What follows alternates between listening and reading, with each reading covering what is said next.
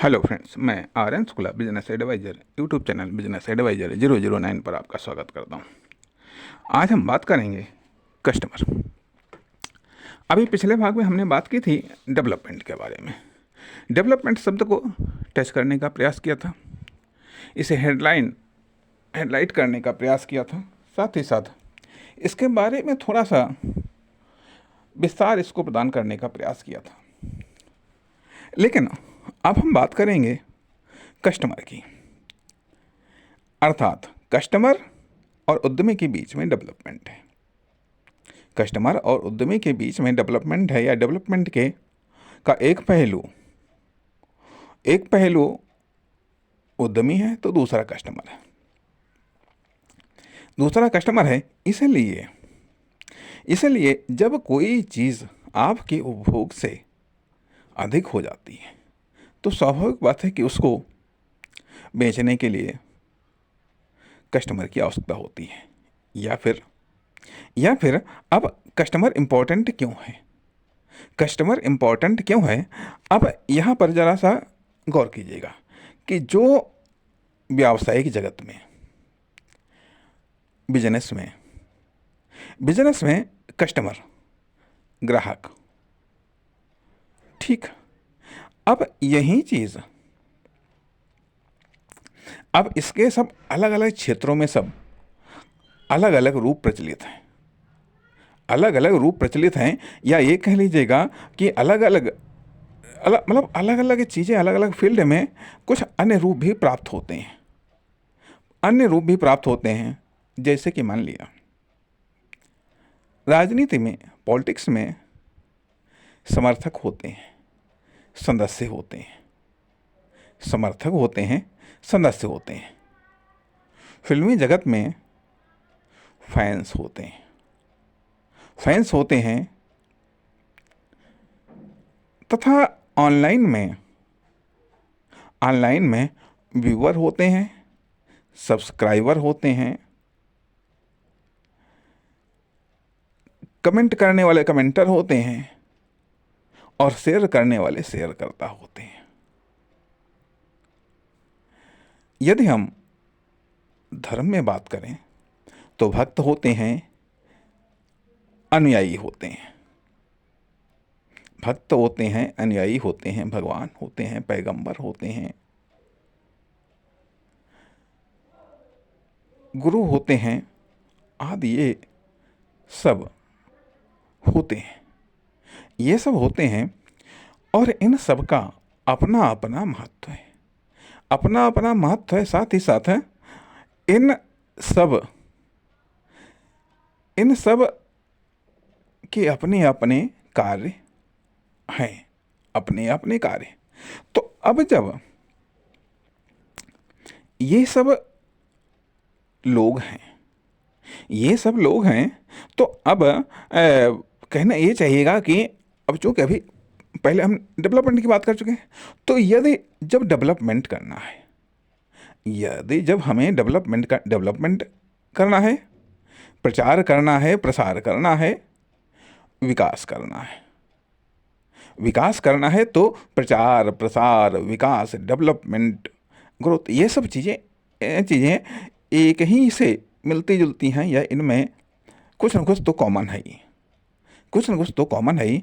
तो अब इसके पहले जहाँ व्यावसायिक जगत में उद्यमी आता है, वहीं कोई भी किसी भी क्षेत्र में यदि कोई प्रयास कर रहा है, किसी ने प्रयास किया है और वो अब उसको प्रचार, प्रसार या उसका डेवलपमेंट करना चाहता है तो उसके लिए वो जिस फील्ड में है तो अब जैसे मान लीजिए वो राजनीति में है तो वहाँ पर उसके सपोर्टर मिलेंगे, समर्थक मिलेंगे, अनुयायी मिल सकते हैं और उसके पार्टी के सदस्य मिल सकते हैं।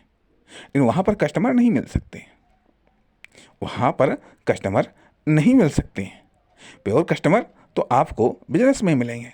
अब बिजनेस में कस्टमर मिलेंगे, वहाँ पर सदस्य, अनुयायी, भक्त ये नहीं मिलेंगे। अब धर्म में भक्त मिलेंगे, अनुयायी मिलेंगे, अनुयायी मिलेंगे, पैगंबर मिलेंगे, गुरु मिलेंगे, संत मिलेंगे, महात्मा मिलेंगे, लेकिन वहाँ पर कस्टमर नहीं मिलेंगे।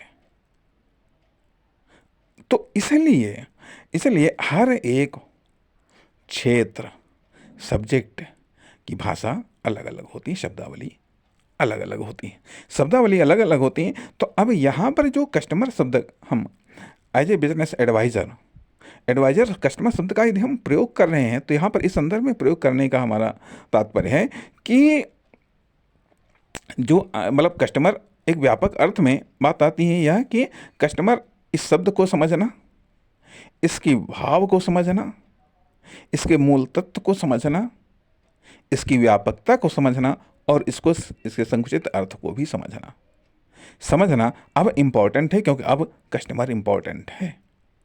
जब आप का प्रोजेक्ट, आपकी फर्म, दुकान, कंपनी लॉन्च हो चुकी है, या फिर जब आप किसी भी क्षेत्र में सार्वजनिक कार्य करने के लिए आ चुकी हैं, चाहे जो भी क्षेत्र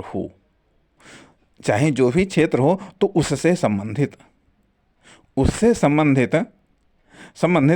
आपको चाहिए। यदि बिजनेस में है तो कस्टमर चाहिए, पॉलिटिक्स में है तो आपको समर्थक सदस्य चाहिए, यदि आप समाज में हैं तो सामाजिक सहयोगी चाहिए, धर्म में हैं तो भक्त, श्रद्धा रखने वाले लोग चाहिए। और अगर कोई ना चाहिए तो रिलीजन में धर्म, भगवान तो चाहिए, उनकी कृपा तो चाहिए, उनका आशीर्वाद तो चाहिए, उनकी अनुकंपा तो चाहिए ही, क्योंकि सबसे बड़े दाता वही हैं और सबसे बड़े खरीदार भी वही हैं। उनसे बढ़िया कोई खरीदार हो ही नहीं सकता, क्यों नहीं हो सकता है कि हमने ये सुना और टीवी वगैरह में देखा भी कि जब गोकुल में एक फल वाली फल बेचने के लिए आती है, गोकुल वाली जब फल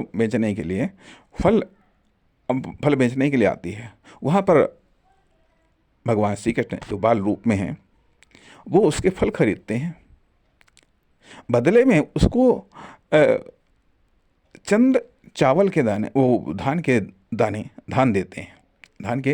दाने उसको देते हैं। अब उसकी समझ में, उस फल बेचने वाले की समझ में नहीं आया कि आखिरकार ये इतने फलों की कीमत सिर्फ ये 2-4 धान के दाने। लेकिन उसने जो एहसास करा दिया, अर्थात उस बाल श्री कृष्ण के सानिध्य में जो उसको महसूस हुआ, उस बूढ़ी औरत को जो महसूस हुआ, वो बेशकीमती था। तो उसने उन चंद धान के दानों से उसने संतोष कर लिया। लेकिन जब खोलती है तो हीरे जवाहरात, जो हीरे, मतलब एक पीस की भी कीमत न जाने कितनी होगी, और फिर वो इतने सारे हीरे जवाहरात न जाने कितने बाग खरीदे जा सकते थे।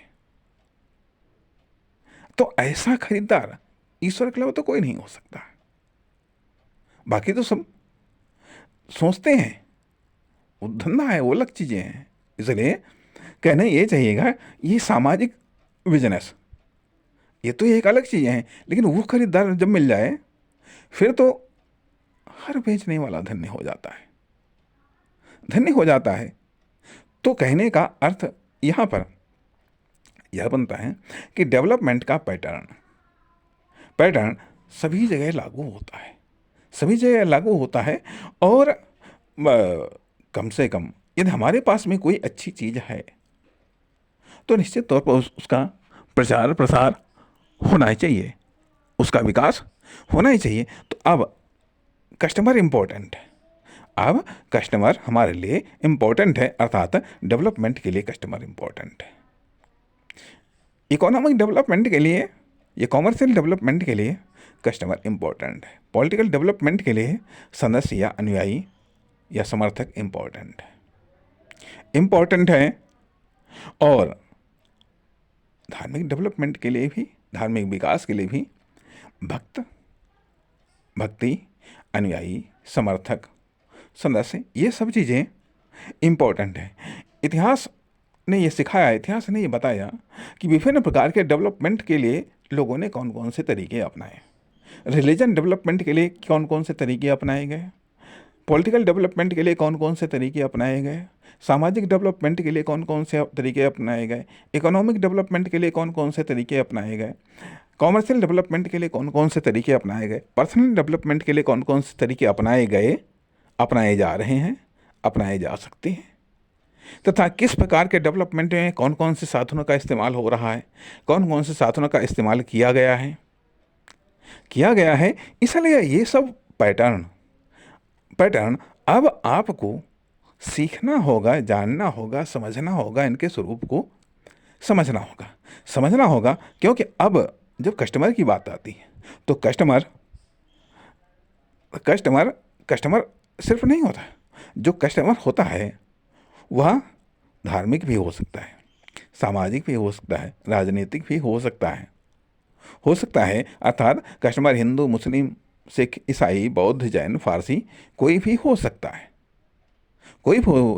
अर्थात आप जो सर्विस आपने लॉन्च की, जो आप प्रोडक्ट बेच रहे हैं, जो आप प्रोडक्शन कर रहे हैं, तो उसका खरीदार कोई भी हो सकता है, किसी भी धर्म से रिलेटेड हो सकता है, किसी भी देश से रिलेटेड हो सकता है, किसी भी क्षेत्र, एरिया से रिलेटेड हो सकता है, किसी भी जात उपजाति से रिलेटेड हो सकता है, किसी भी उम्र का हो सकता है, किसी भी लिंग का हो सकता है, किसी भी कंडीशंस में हो सकता है, अमीर हो सकता है, गरीब हो सकता है, मीडियम हो सकता है। तो इसलिए अब कस्टमर को जानना बहुत ज़रूरी है, कस्टमर को जानना ज़रूरी है, कस्टमर को समझना ज़रूरी है, क्योंकि जो कस्टमर है उसकी कोई ना कोई आइडेंटिटी तो होगी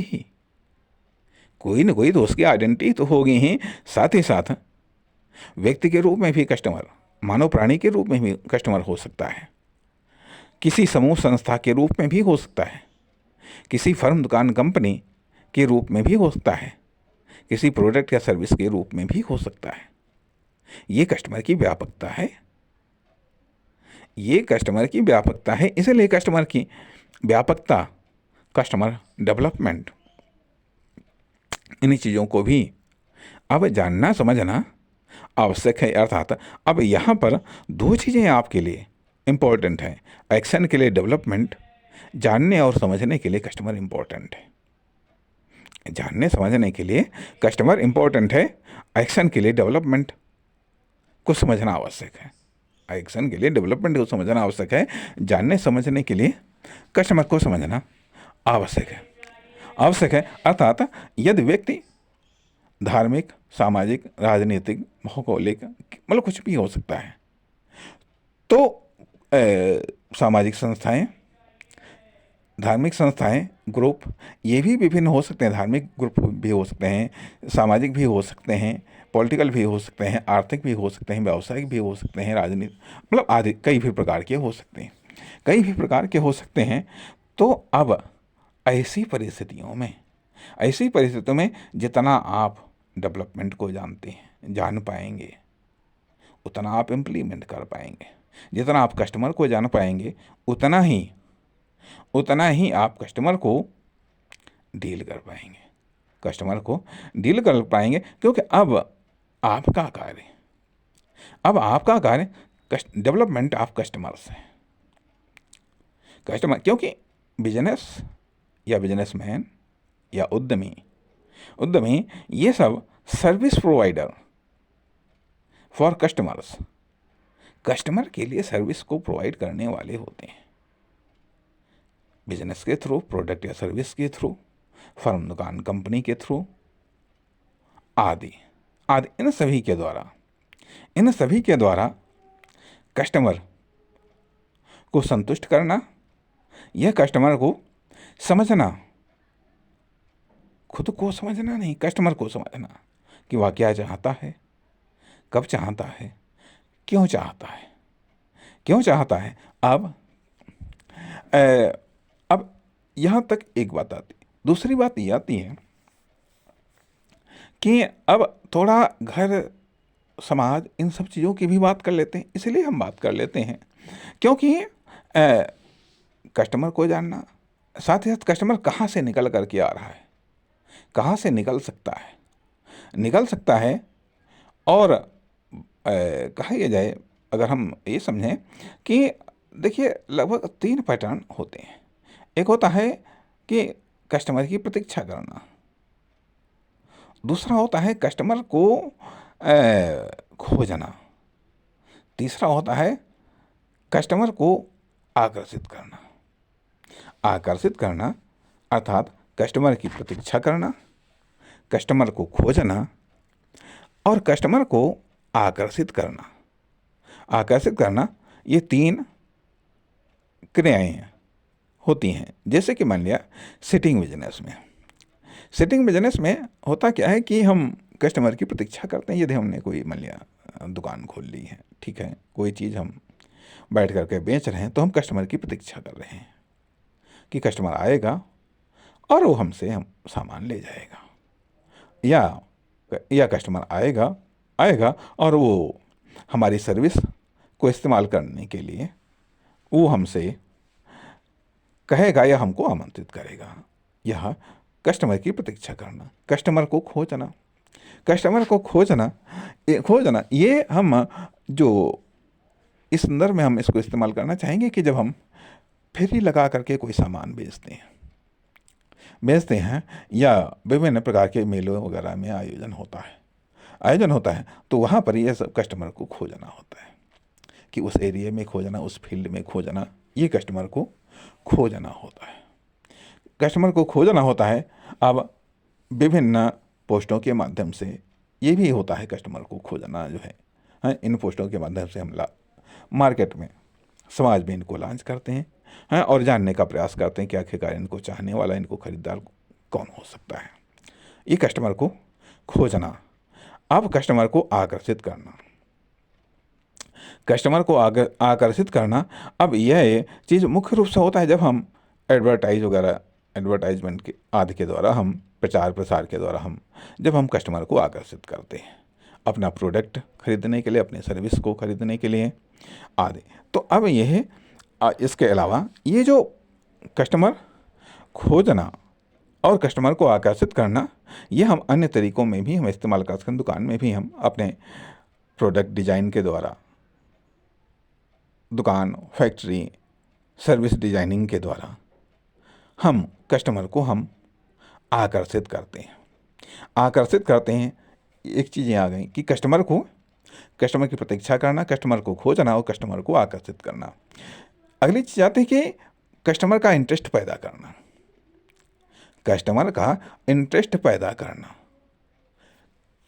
अर्थात आपकी फर्म, दुकान, कंपनी, प्रोडक्ट और सर्विस में कस्टमर का इंटरेस्ट पैदा करना। जब इंटरेस्ट पैदा होगा अर्थात ऐसे कौन से तरीके हैं जिनके द्वारा कस्टमर का इंटरेस्ट पैदा हो सकता है। जब इंटरेस्ट पैदा होगा तो मतलब इंटरेस्ट ही डेवलप हो करके या चेंज हो करके डिमांड में बदलता है। अर्थात विभिन्न तरीके से रुचि को जागृत किया जाता है, इंटरेस्ट को जागृत किया जाता है, इंटरेस्ट पैदा किया जाता है। इसके लिए डिजाइन के द्वारा, प्रोडक्ट या सर्विस के द्वारा, अन्य विभिन्न तरीकों से हम इंटरेस्ट को पैदा करते हैं। अब इंटरेस्ट किन किन कारणों से पैदा हो सकता है, इंटरेस्ट पैदा करने के कारणों को समझना आवश्यक होता है। पहली बात तो आती ही है कि सुंदरता में आकर्षण होता है। चाहे यहाँ प्रगति ने सारी चीज़ों को एक से एक खूबसूरत बनाया है ताकि उनके प्रति आकर्षण उत्पन्न हो सके। तो यही पैटर्न हम व्यावसायिक जगत में भी हम इस्तेमाल कर सकते हैं कि सुंदरता, आकर्षण उत्पन्न करने का एक पैटर्न है, एक तरीका। सुंदरता सजीवता, सरलता। तो ये जो कला है, कला है, कला इंटरेस्ट पैदा करने का एक तरीका है, एक माध्यम है, एक माध्यम है। इसलिए जरा ये भी देखिएगा कि ऐसे ऐसे तमाम प्राकृतिक दृश्य ऐसे हैं जो अपनी जगह पर हैं, लेकिन वो इतने अधिक सुंदर हैं कि मात्र उनको देखने के लिए लोग हजारों किलोमीटर से हजारों लाखों रुपए लगा करके जाते हैं, सिर्फ उस दृश्य को देखने के लिए। उस दृश्य को देखने के लिए, उदाहरण के लिए मान लिया कि एक छोटी सी घटना है भाई, कन्याकुमारी का सूर्योदय बहुत प्रसिद्ध है, बहुत प्रसिद्ध है। एक बार हमको भी जाने का मौका मिला, यहाँ से हजारों किलोमीटर दूर, निश्चित तौर पर हजारों रुपए लगा करके, टाइम लगा करके वहाँ पर गए। अब कुछ देखने को मिल पाया उस समय की क्या नाम, बादलों के चक्कर में कुछ देखने को मिल पाया, कुछ नहीं देखने को मिल पाया। कहने का अर्थ यह बनता है कि ये है, क्या है, ये सुंदरता है।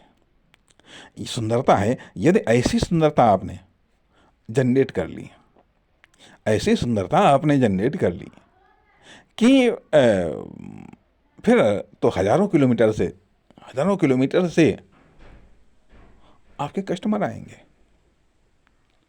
अर्थात बेमिसाल सुंदरता, यूनिक सुंदरता। आखिरकार आपकी प्रोडक्ट में, आपकी फर्म, दुकान, कंपनी में खास क्या है, खास क्या है, स्पेशल क्या है जिसकी कॉपी नहीं हो सकती है, जिसकी कॉपी नहीं हो सकती है। अर्थात कि जैसे ईश्वर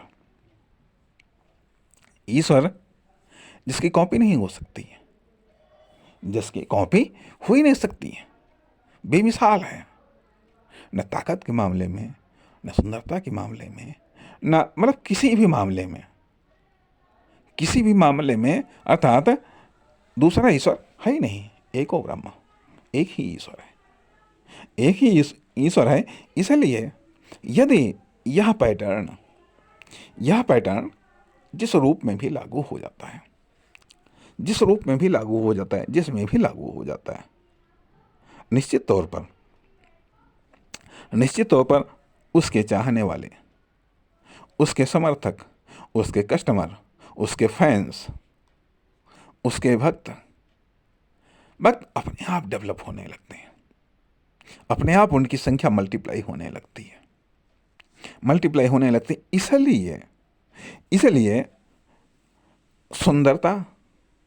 सुंदरता एक इंटरेस्ट पैदा करने का एक रीजन है, एक कारण है। अर्थात कस्टमर का इंटरेस्ट पैदा हो, इसके लिए सुंदरता एक प्रमुख कारण है। अर्थात कस्टमर किन कारणों से, यह कस्टमर का इंटरेस्ट किन कारणों से पैदा होता है, किन कारणों से जनरेट होता है, और कैसे कस्टमर के इंटरेस्ट को डिमांड में बदला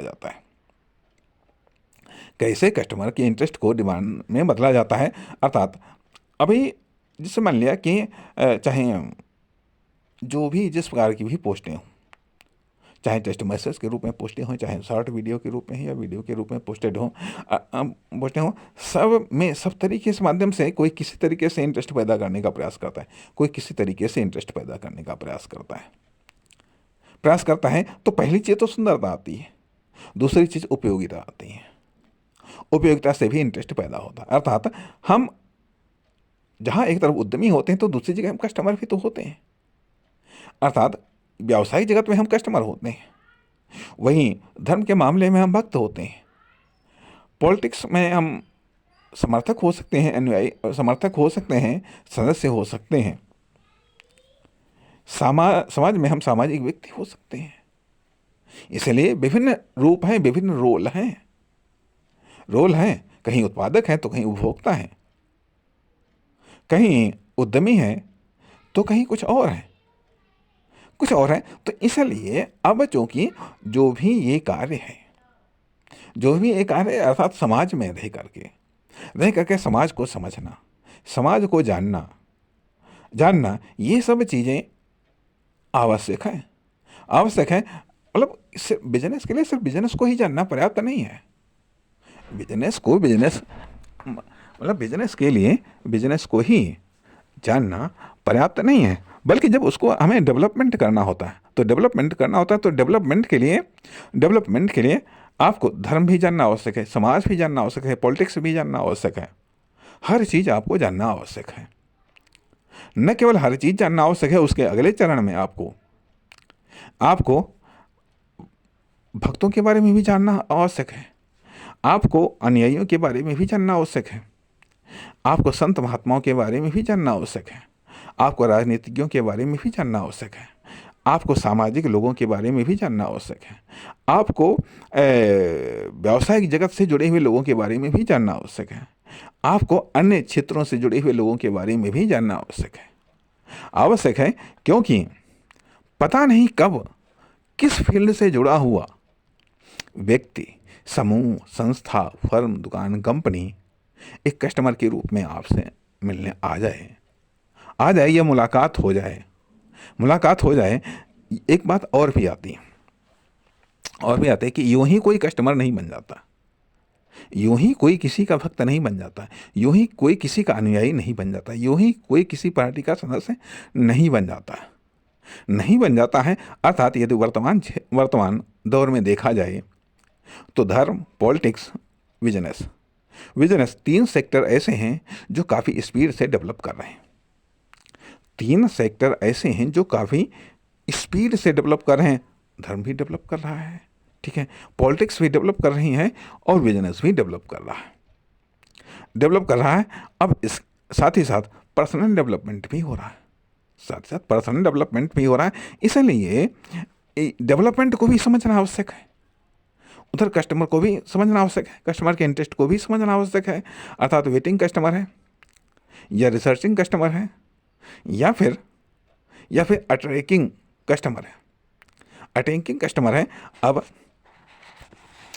कस्टमर डेवलपमेंट अर्थात जब कस्टमर को जाना तो कस्टमर एक प्रारंभिक इकाई नहीं, कस्टमर परिणाम है। किसका परिणाम है अर्थात कस्टमर बनता कैसे या हम कस्टमर कैसे बनते हैं।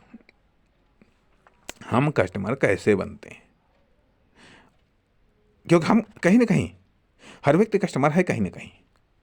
जब भी कोई चीज़ खरीदने जाता तो निश्चित तौर पर कस्टमर ही तो बनता है। इसलिए अब कस्टमर बनता कैसे है, इस पर हम चर्चा अगले भाग में करेंगे। धन्यवाद, नमस्कार।